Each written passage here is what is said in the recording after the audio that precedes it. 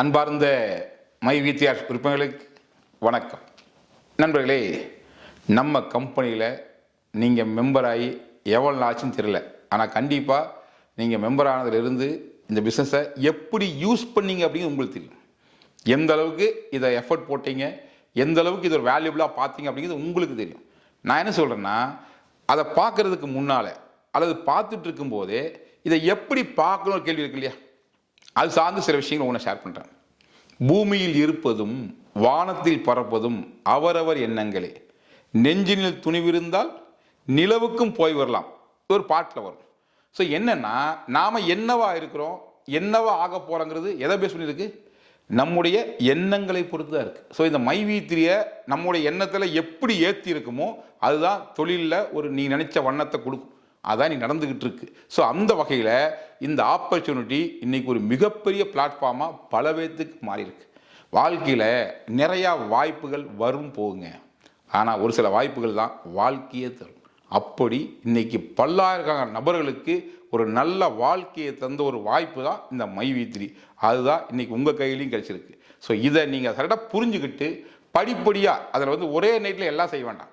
One by ஒன்னா அதை புரிஞ்சுக்கிட்டு படிப்படியாக ஸ்டெப் வச்சு உள்ளே வாங்க. உள்ளே வந்தீங்கன்னா ஒரு மிகப்பெரிய அச்சீவ்மெண்ட், மிகப்பெரிய செட்டில்மெண்ட் இன்னைக்கு வாழ்க்கையில் காத்துட்டு இருக்குதுங்க.